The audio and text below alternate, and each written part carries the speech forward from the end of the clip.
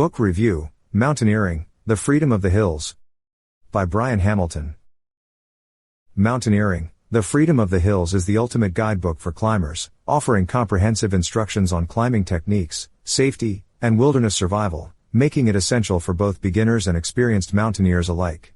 Introduction. Since its first edition in 1960, Mountaineering, The Freedom of the Hills has held a unique place in the climbing and mountaineering community. Commonly referred to simply as Freedom, it has become the go-to resource for mountaineers of all levels, from beginners seeking to learn the basics to seasoned climbers honing advanced techniques. With its 10th edition now available, Freedom continues to evolve, reflecting the latest advances in climbing technology, best practices, and environmental stewardship. A timeless classic, continually evolving. One of the most striking features of mountaineering, The Freedom of the Hills, is its ability to stay relevant in an ever-changing world.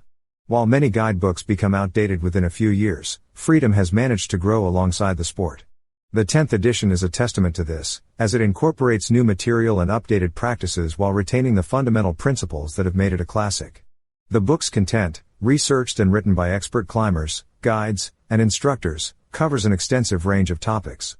Whether you're planning a simple weekend hike or embarking on a months-long expedition, Freedom offers in-depth advice on everything from basic skills like tying knots to more advanced techniques such as glacier travel and crevasse rescue. This comprehensive approach is one of the reasons the book has sold more than 800,000 copies and been translated into 12 languages, making it accessible to climbers around the world. Structure and scope. The book is organized into 31 chapters, each addressing a crucial aspect of mountaineering. The content is clear, well-organized, and flows logically from one topic to the next, beginning with the basics of outdoor safety and moving toward more complex topics such as expedition planning and technical rescue operations. Each chapter is enhanced with illustrations that provide visual clarity to the instructions. These illustrations are particularly helpful when it comes to mastering knots, belaying techniques, and rope management, which can be difficult to fully understand from text alone. One of the standout features of the book is its focus on safety. The emphasis on managing risk and practicing safe climbing techniques is present in every chapter. For example, the chapters on navigation and route finding go beyond basic map and compass skills, offering advice on reading terrain, understanding weather patterns, and anticipating natural hazards. This level of detail ensures that climbers not only know how to perform a skill but also understand why it's necessary. The scope of the book extends beyond just technical climbing skills.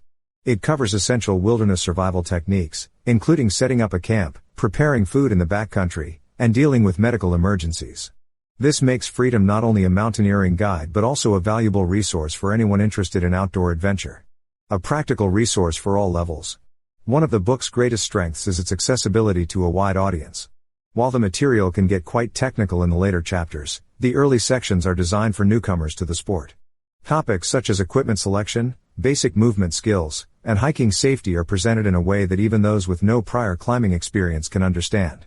For experienced climbers, the later chapters provide in-depth coverage of more advanced topics such as alpine rock climbing, snow and ice travel, and mixed climbing techniques.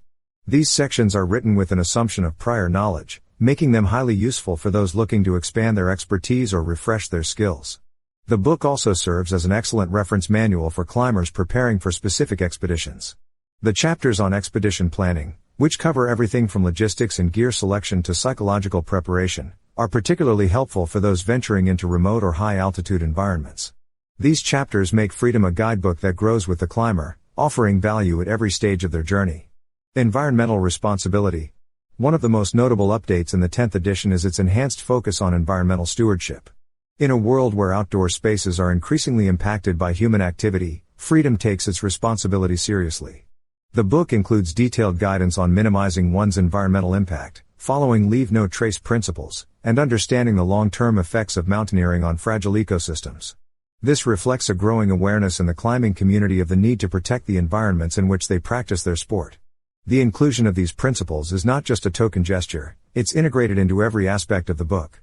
Whether discussing campsite selection or route planning, the authors consistently emphasize the importance of treading lightly and leaving wilderness areas as you found them. This makes Freedom not only a guide for personal development but also a manifesto for responsible outdoor behavior. Visual aids and illustrations. The hundreds of illustrations throughout Mountaineering, The Freedom of the Hills are a key part of its lasting appeal. They help demystify complex techniques, such as crevasse rescue systems, and provide a quick visual reference for more routine tasks like setting up belay anchors or performing self-arrest. The clarity of these drawings is a major strength, as they complement the written content perfectly, making it easier to absorb and apply the lessons. While photographs can often date a book, the decision to use illustrations gives freedom a timeless quality. The visuals don't just show what to do but break down how to do it in a step-by-step manner, which is particularly helpful when trying to grasp more technical maneuvers. The ideal companion for climbers.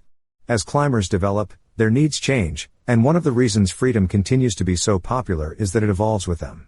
For a beginner, the book serves as an indispensable guide to the basics of mountaineering. As a climber progresses, the more technical sections of the book become invaluable resources for improving skills and tackling more challenging objectives. This ability to grow alongside the reader makes Mountaineering, the Freedom of the Hills, unique in the world of outdoor literature. Whether it's your first time in the mountains or you're preparing for a major expedition, Freedom has something to offer. This versatility is rare in a technical guidebook, and it's one of the reasons why the book has remained in print for over 6 decades. Final thoughts. Mountaineering, the Freedom of the Hills is more than just a book, it's a cornerstone of the climbing world. For those looking to develop their skills, improve their safety, or gain a deeper appreciation of the wilderness, there's simply no better resource. Its thorough, well-researched content, combined with its commitment to safety and environmental stewardship, makes it a must-have for any climber's library. The 10th edition continues to honor the legacy of the original while adapting to the needs of modern climbers. Whether you're a beginner just learning how to tie a figure-8 knot or an experienced alpinist planning your next big ascent, Freedom provides the tools and knowledge you need to succeed in the mountains. Its value as a guide, reference, and inspiration is unparalleled, ensuring its place as the definitive mountaineering manual for generations to come.